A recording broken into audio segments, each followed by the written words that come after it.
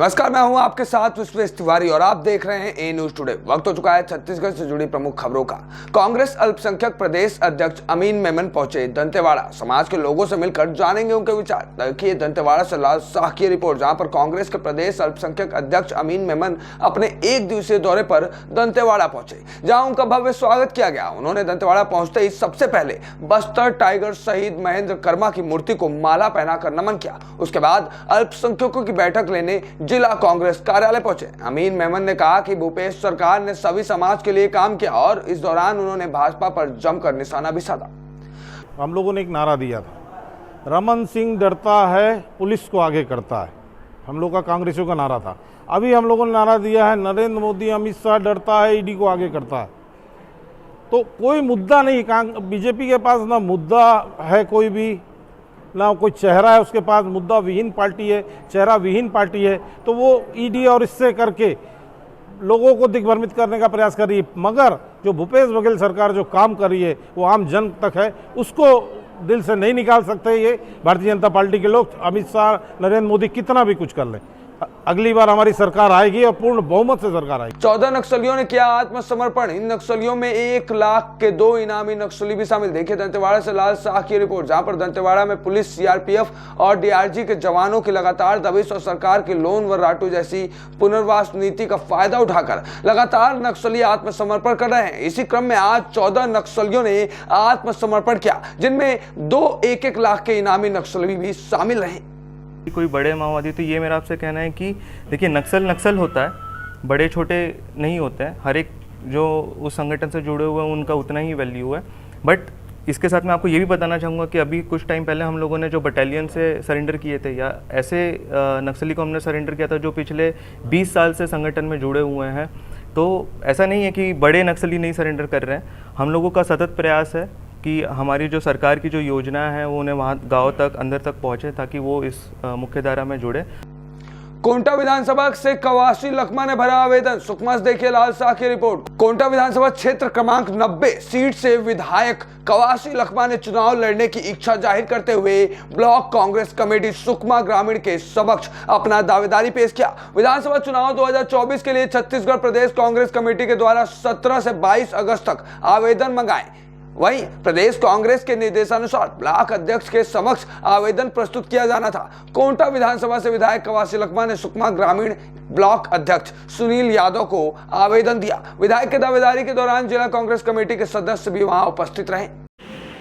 बैठक रखेंगे, फिर प्रदेश को आवेदन पहुंचाएंगे। मैं आज लास्ट डेट में इस बात का खुशी है, मैं तो अभी आया हूँ, मैं अभी लास्ट में 3 बजे के बाद आया हूँ। सब लोग हमारा ब्लॉक के पदाधिकारी, जिला के पदाधिकारी सुबह 10 बजे बैठे थे, लास्ट 3 बजे तक मेरे आवेदन है और कोई नहीं किया है। इसलिए मैं यहाँ के कांग्रेस पार्टी के वर्कर को, कांग्रेस पार्टी का कार्यकर्ता को,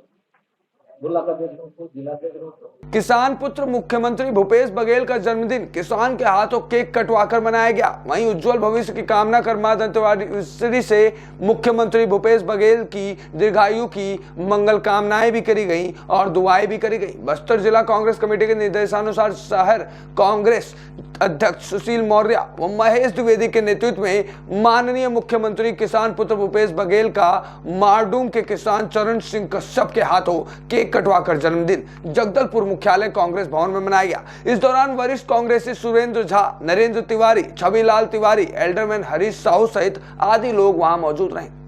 छत्तीसगढ़ प्रदेश कांग्रेस कमेटी ने पत्रकार वार्ता का किया आयोजन। राजीव भवन में पत्रकारों से चर्चा करते हुए प्रदेश कांग्रेस संचार विभाग के अध्यक्ष सुशील आनंद शुक्ला ने कहा कि मुख्यमंत्री भूपेश बघेल के जन्मदिन के दिन ईडी की कार्रवाई आपत्तिजनक है। यह भारतीय जनता पार्टी की राजनीतिक हताशा का परिणाम है। वहीं मुख्यमंत्री के जन्मदिन के अवसर पर पूरे प्रदेश में हर्ष और उत्साह का वातावरण है। मुख्यमंत्री के निर्वाचन क्षेत्र में भी हजारों की संख्या में नागरिक कांग्रेस जन मुख्यमंत्री को शुभकामनाएं देने एकत्रित हुए हैं। वहीं पूरे कांग्रेस प्रदेश में अनेकों स्थानों पर नागरिकों, कांग्रेस जनों और समर्थकों ने अनेकों कार्यक्रमों का आयोजन किया है। मुख्यमंत्री के जन्मदिन के अवसर पर प्रदेश भर में हो रहे कार्यक्रमों से उनकी लोकप्रियता का पता चलता है। इस लोकप्रियता को भारतीय जनता पार्टी को भी ज्ञान नहीं है। उसे पता है कि चुनाव के अवसर पर भूपेश बघेल के जन्मोत्सव पर होने वाले आयोजन से प्रदेश में कांग्रेस के पक्ष और सकारात्मक माहौल बनेगा। इसी से घबराकर बीजेपी की केंद्र सरकार ने मुख्यमंत्री और कांग्रेस सरकार की छवि खराब करने के उद्देश्य से ईडी की छापेमारी करवाई है। बघेल और कांग्रेस पार्टी से भारतीय जनता पार्टी राजनीतिक रूप से छत्तीसगढ़ में मुकाबला नहीं कर पा रही है, तो ईडी, आईटी और सीबीआई का दुरुपयोग कर रही है। लगातार ईडी की कार्रवाई इस बात का प्रमाण है कि छत्तीसगढ़ में भारतीय जनता पार्टी अब पूरी तरीके से ईडी के भरोसे राजनीति करना चाहती है। जब जब भी कांग्रेस का कोई बड़ा कार्यक्रम होता है, तुरंत ईडी की कार्रवाइयां होती है। हमारे अधिवेशन के समय हमारे कोषाध्यक्ष समेत तमाम बड़े नेताओं के यहाँ ईडी की कार्रवाई करके अधिवेशन को बाधित करने की कार्रवाई की गई। जब जब अमित शाह छत्तीसगढ़ आते हैं, उसके पहले ईडी जरूर आती है छत्तीसगढ़। आज मुख्यमंत्री के जन्मदिन के दिन उनके ओएसडी जो मुख्यमंत्री के क्षेत्र में जन्मदिन का कार्यक्रम देख रहे थे, बड़ा कार्यक्रम आयोजित था, उनके यहाँ ईडी पहुंच गई। कांग्रेस के राजनीतिक प्रशिक्षण का कार्यक्रम देख रहे हैं, बूथ मैनेजमेंट का कार्यक्रम देख रहे हैं, मुख्यमंत्री के राजनीतिक सलाहकार विनोद वर्मा के यहाँ ईडी पहुंची हुई है, मुख्यमंत्री के पारिवारिक मित्र विजय भाटिया के यहाँ ईडी पहुंची हुई है। तो भारतीय जनता पार्टी चुनाव को देखते हुए पूरी तरीके से बौखला गई है और उसके पास में कार्यकर्ताओं का टोटा है, वो ईडी के सहारे राजनीति करना चाह रही है। मुख्यमंत्री भूपेश बघेल ने जन्मदिन पर युवाओं को दिया बीपीओ का तोहफा। कलेक्टोरेट के सामने मल्टी लेवल पार्किंग में हुई बीपीओ का शुरुआत। बघेल ने 100 युवाओं को जॉब लेटर भी दिए। मल्टीनेशनल कंपनियों से बढ़ेंगे रोजगार के अवसर, ऐसा कहना है मुख्यमंत्री भूपेश बघेल का। मुख्यमंत्री भूपेश बघेल ने आज अपने जन्मदिन पर छत्तीसगढ़ के युवाओं को बीपीओ सेंटर का तोहफा दिया। कलेक्टोरेट के सामने मल्टी लेवल पार्किंग के 5वें और 6ठे माले पर बने इसे बीपीओ सेंटर का मुख्यमंत्री ने शुभारंभ किया। उन्होंने यहां बीपीओ सेंटर में काम करने के लिए 100 युवाओं को जॉब लेटर भी दिए। इस बीपीओ सेंटर की स्थापना लगभग 10 करोड़ रुपए की लागत से की गई है। वहीं मुख्यमंत्री बघेल की सोच के अनुरूप इस बीपीओ सेंटर के शुरू हो जाने से अब रायपुर के युवाओं को उन्नत व आधुनिक सुविधाओं के जरिए रोजगार के नए अवसर भी मिलेंगे। वहीं इस बीपीओ सेंटर के जरिए छत्तीसगढ़ के युवा call centre, customer support, sales and marketing, data entry, technical support, chat support और back end front office work, social media handling, data analysis जैसे आउटसोर्सिंग व्यवसायों से भी जुड़ेंगे। पोवारखेड़ा एवं जुझारप रेलवे स्टेशनों के बीच फ्लाईओवर को जोड़ने के लिए नॉन इंटरलॉकिंग का कार्य किया जाएगा। इस कार्य के कारण कुछ गाड़ियों का परिचालन प्रभावित रहेगा। रेलवे प्रशासन द्वारा अधोर संरचना विकास हेतु नागपुर नई दिल्ली मेन लाइन पर स्थित पश्चिमी मध्य रेलवे के भोपाल रेल मंडल के अंतर्गत इटारसी भोपाल सेक्शन में पोवारखेड़ा एवं जुझारपुर रेलवे स्टेशन के बीच फ्लाईओवर को जोड़ने का कार्य के लिए नॉन इंटरलॉकिंग का कार्य किया जाएगा। यह कार्य दिनांक 23 से 28 अगस्त 2023 तक किया जाएगा। इस कार्य के फलस्वरूप कुछ गाड़ियों को रद्द किया जा रहा है, जिसकी जानकारी कुछ इस प्रकार है। दिनांक 23 से 26 अगस्त 2023 को दुर्ग से चलने वाली 12853 दुर्ग भोपाल अमरकंटक एक्सप्रेस रद्द रहेगी। वहीं दिनांक 24 से 27 अगस्त 2023 को भोपाल से चलने वाली 12854 भोपाल दुर्ग अमरकंटक एक्सप्रेस रद्द रहेगी। दिनांक 23, 25, 26 एवं 27 अगस्त 2023 को इंदौर से चलने वाली 19343 इंदौर सिवनी एक्सप्रेस रद्द रहेगी। वहीं दिनांक 24, 26, 27 एवं 28 अगस्त को छिंदवाड़ा से चलने वाली 19344 छिंदवाड़ा सिवनी इंदौर एक्सप्रेस रद्द रहेगी। इस बीच रेल प्रशासन यात्रियों को होने वाली असुविधा के लिए खेद जता रहा है और सहयोग की आशा भी करता है। भ्रष्टाचार पर बोले नेता प्रतिपक्ष नारायण चंदेल, मुख्यमंत्री के कई करीबी जेल में हैं और कुछ बेल में। नित दिन भ्रष्टाचार के नए मामले सामने आ रहे हैं। जनता ये कहने लगी है अब तो ये स्पष्ट है भूपेश सरकार भ्रष्ट है। जगदलपुर से लाल शाह की रिपोर्ट।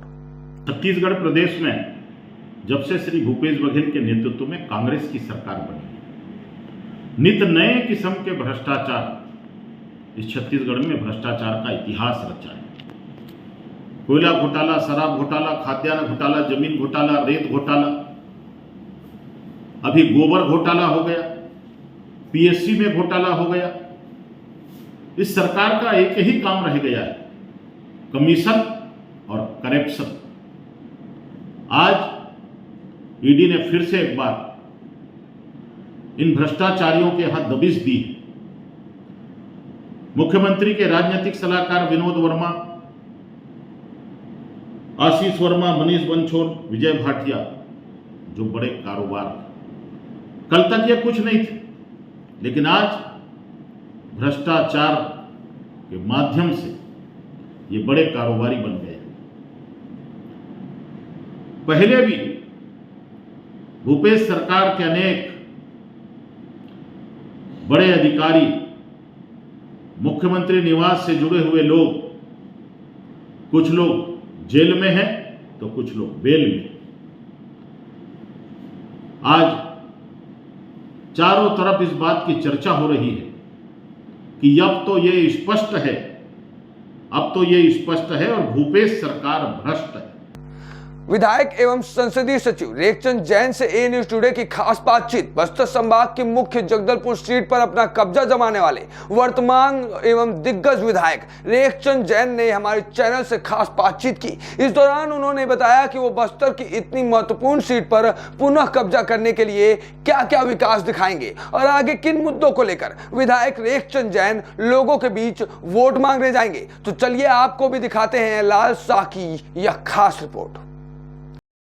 मैं मौजूद हूँ जगदलपुर शहर में, जो हमारे बीच में आज खास बातचीत चर्चा करने के लिए बैठे हुए हैं। कोई किसी पहचान के मोहताज नहीं है। रेखचंद जैन जी जो संसदीय सचिव भी हैं और एक ऐसे व्यक्ति हैं जो जगदलपुर शहर से लेकर के गांव तक इनका एक ऐसा चर्चा है जो कि ग्रामीण से लेकर के शहर तक हर वो व्यक्ति से हमेशा मिलते हैं और उनसे रूबरू होते हैं, उनकी समस्या को दूर करते हैं। आज उन्हीं से मैं खास चर्चा करने जा रहा हूं ये चुनाव के विषय में लेके कि आखिर क्या है, कांग्रेस की सरकार फिर से रिपीट क्यों आएगी और किस मुद्दों पे ये चुनाव लड़ेंगे, उन्हीं से पूछना चाहते हैं। रेखचंद जी, आपका स्वागत है ए न्यूज टुडे में। सबसे पहले आपका धन्यवाद कि आपने मुझे चर्चा का अवसर दिया। छत्तीसगढ़ में जनता के आशीर्वाद से कांग्रेस की सरकार बनी और जगदलपुर विधानसभा की जनता ने के प्यार, स्नेह और आशीर्वाद से मुझे विधायक के रूप में निर्वाचित किया गया, जन सेवा का अवसर दिया गया। हमारी सरकार पूरे छत्तीसगढ़, बस्तर, जगदलपुर एक 3 मूल मंत्र को लेकर जनता के बीच जा रही है: विश्वास, विकास और सुरक्षा।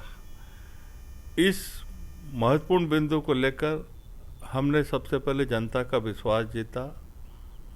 फिर विकास को लेकर बात आई तो हमारी जनता से जो आवाज़ आ रही थी और चुनाव के पूर्व हमने जो वादा किए थे कि सबसे महत्वपूर्ण कड़ी थी किसान, कि पिछली सरकारों में किसान कर्जे में डूब गया था, आत्महत्याएं कर रहा था, कृषि के क्षेत्र की हालत बहुत ख़राब थी, किसान परेशान थे। हमने अपने वादे के मुताबिक सबसे पहले हमने किसानों का कर्ज माफ़ी का काम किया और हमने 19 लाख किसानों का 9,000 करोड़ रुपए का कर्जा माफ़ी किया। इसमें जगदलपुर विधानसभा के भी सैकड़ों हजारों किसान उससे लाभान्वित हुए। साथ ही हमने किसानों की आर्थिक स्थिति को अच्छा करने के लिए हमने वादा किया था कि 2500 रुपये क्विंटल में हम धान खरीदेंगे। हमने धान खरीदी की और हम लगातार, हमारी सरकार को 5 साल होने जा रहा है। पिछले साल हमने 2640 में धान खरीदी की। इस साल हमारी सरकार ने तय कर दिया कि 2800 रुपये क्विंटल में हम धान खरीदेंगे। राजीव गांधी न्याय योजना के तहत धान के अलावा अन्य खरीफ की फसलों को भी हमने दाल, तिलहन, दलहन सबको शामिल किया। इससे किसान मजबूत हुआ और किसान के चेहरे में खुशी लौट के आई है। हमने ऐसे लोग जिनके पास कृषि भूमि नहीं है, जो दूसरी जगह जाके मजदूरी का काम करते हैं खेतों में, ऐसे लोगों के सम्मान के लिए भी हमने भूमिहीन, राजीव गांधी भूमिहीन कृषि मजदूर न्याय योजना लागू की। इसके अंतर्गत भूमिहीन किसान के अलावा हमने पुजारी, सिरहा, गुनिया, अटपरिया, बाजा मोहरिया सारे वर्ग को इसमें शामिल किया और उनको 7,000 रुपये प्रति वर्ष के हिसाब से मान दे रहे हैं। लेकिन यहाँ पे मैं आपको रोकना चाहूँगा, क्योंकि विपक्ष जो है कहीं ना कहीं आरोप लगा रही है कि ये 5 साल की जो भूपेश सरकार है वो कुछ नहीं की, यहाँ तक कि वो छल करने का आरोप लगा रही है। क्या मैं जानना चाहता हूँ कि भूपेश सरकार ने क्या क्या काम किया है और किन किन लोगों को क्या क्या दिया है जनता को, या बस्तर से हो या छत्तीसगढ़ में हो, जिसको लेकर के चुनाव में फिर से रिपीट आने का चांस मिले। देखिए, हमारी सरकार ने सर्वहारा वर्ग के हित में काम किया है। किसान के विषय में मैंने आपको बताया, मजदूर के लिए हमारी सरकार लगातार योजनाएं दे रही है, नौजवान युवाओं के लिए रोजगार दे रही है, रोजगार उपलब्ध करा रही है, बेरोजगारी भत्ता जैसी स्थितियों को हमने लागू किया है। इसी तरीके से हमारी जो महिला स्व सहायता समूह हैं, ऐसे लोगों को हम लोग रूरल इंडस्ट्रियल पार्क के माध्यम से जो बस्तर में जो भी रॉ मटेरियल होता है उसको वैल्यू एडेड करने के लिए, आर्थिक रूप से मजबूत करने की दिशा में, और जो वन उत्पाद हैं इन समूह के माध्यम से खरीदा जा रहा है, लोगों को रोजगार मिल रहा है। पढ़ाई के लिए हमने अच्छी व्यवस्थाएं की है। आर्थिक रूप से कमज़ोर बच्चों के लिए हमने स्वामी आत्मानंद अंग्रेजी मीडियम स्कूल खोला है। इसी तरीके से गांव हो, सड़क हो, हमारे क्षेत्र में ऐसा नक्सल क्षेत्र भी आता है जो कि पहुँचहीन था, उन जगहों में डामर की सड़कें बना दी। जो मूलभूत ज़रूरतें हैं, बिजली हो, पानी हो, सड़क हो, सारी चीज़ों को हमने पूरा करने का काम किया है। और जनता में इस बात को लेकर बेहद खुशी है कि गांव-गांव में हमें जल जीवन मिशन के तहत पूरे पानी की व्यवस्था की, पानी की कोई तकलीफ नहीं है। बिजली सब जगह, कोलिंग जैसे संवेदनशील क्षेत्र में हमने बिजली पहुंचा दी।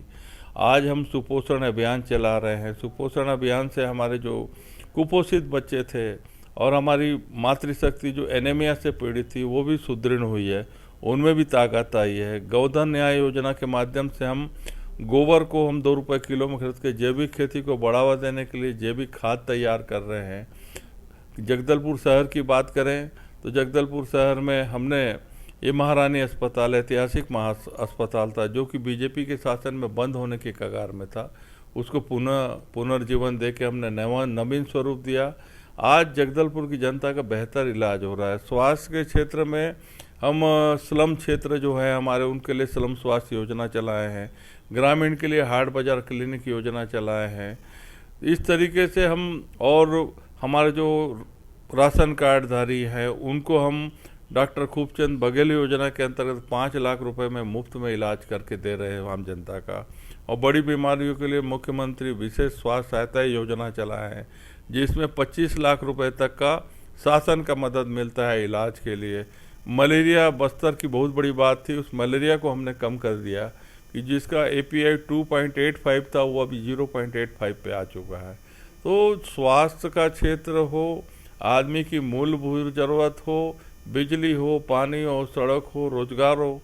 जगदलपुर में खेल के मैदान की बात करता हूँ कि हमने 5 मैदान हैं, उसको हमने पूरा नवीन स्वरूप दिया।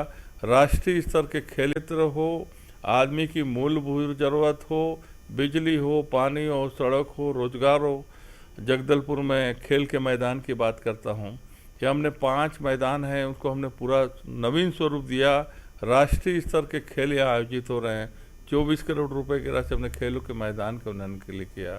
इसी तरीके से आदिवासी संस्कृति के संरक्षण और संवर्धन के लिए हमने बादल एकेडमी, जो कि मेरे विधानसभा क्षेत्र में आसना में बना है, वहाँ पे सभी जनजातियों के जाति, भाषा, बोली सबको लिपिबद्ध करके आने वाली पीढ़ी को इसकी पूरी अच्छी तरीके से समझे कि हमारी भाषा संस्कृति क्या, ये काम हमने किया है।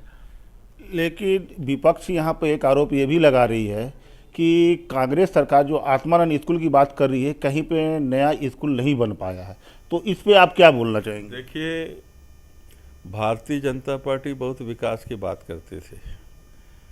हमारी सोच हमारे बच्चों को शिक्षा देना, अंग्रेजी शिक्षा देना है कि आने वाली पीढ़ी आगे बढ़े।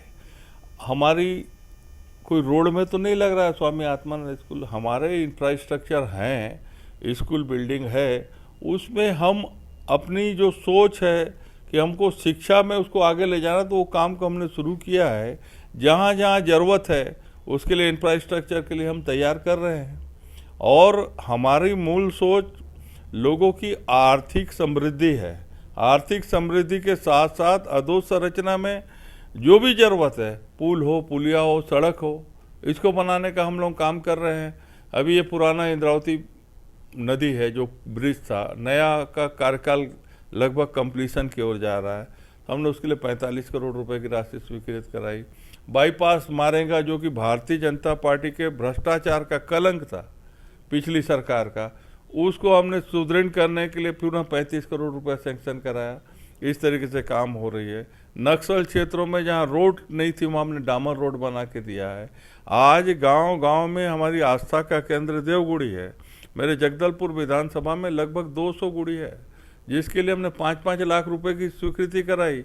इसीलिए पूरे गांव हो, शहर हो, नौजवान हो, किसान हो, मजदूर हो, महिला हो, छोटे व्यापारी हो, आम जनता के हमारे कर्मचारी हों, सबके मुंह से एक ही आवाज़ आ रही है, भूपेश है तो भरोसा है। लेकिन इसी कड़ी में विपक्ष का ये भी कहना है कि कांग्रेस तो अपना नारा लगा रही है, भूपेश है तो भरोसा है। वहीं पे कहीं न कहीं ये बोला जा रहा है विपक्ष के द्वारा कि ये जो खाद की जो बात कही जा रही है वो मिट्टी लोगों को दिया जा रहा है और जबरन दिया जा रहा है, ये विपक्ष का आरोप है। तो इस पे क्या कहती है कांग्रेस? देखिए, जैविक खाद बनाई जा रही है, जैविक खाद का वितरण किया जा रहा है। कहीं पर अगर कोई गलती आई है तो उसको सुधारा जाएगा। कि हमारा उद्देश्य जैविक खेती को बढ़ाना है, लोगों के स्वास्थ्य को मजबूत करना है, लोगों को रोजगार मिल रहा है, लोगों के आय में वृद्धि हो रही है। भारतीय जनता पार्टी ने 15 सालों में सिर्फ विकास के नाम पे भ्रष्टाचार किया है, किसी भी वर्ग के लिए कुछ नहीं किया। आज मैं कर्मचारी वर्ग की बात करता हूं, हमने ओल्ड पेंशन स्कीम लागू किया। हमारे आंगनबाड़ी, मितानिन, रसोईया, कोटवार, पटेल, पटवारी, सबके मानदेय को हमने बढ़ाया है। आज सरवारा वर्ग खुश है। भारतीय जनता पार्टी के पास कोई मुद्दा नहीं है। आज बस्तर की हम बात करें, बस्तर के जो भारतीय जनता पार्टी के नेता हैं उनका अस्तित्व खत्म हो गया है। बाहर से आयातित करके नेताओं को बुला के भाजपा का जनाधार बनाना चाहते हैं। लेकिन छत्तीसगढ़ की जनता, बस्तर की जनता, जगदलपुर की जनता इनके काले कारनामों को जान चुकी है। इन्होंने 15 साल में जनता का विकास नहीं, अपना व्यक्तिगत विकास किया, उसको जनता ने देखा है। इसीलिए मैं दावे के साथ कह रहा हूं कि भूपेश जी की सरकार छत्तीसगढ़ में अब 75 पार होगी। बस्तर में 12 के 12 विधायक जीत के आएंगे और 2024 पार्लियामेंट चुनाव में भी कांग्रेस अच्छे वोटर से जीत के आएगी। ये थे आज के हमारे खास मेहमान जिससे हमने चर्चा की है, रेखचंद जैन जी। मैं लालसा, जगदलपुर, ए न्यूज़ टुडे, छत्तीसगढ़। छत्तीसगढ़ की प्रमुख खबरों में फिलहाल बस इतना ही। बाकी देश और दुनिया खबरों के लिए जुड़े रहिए ए न्यूज़ टुडे के साथ।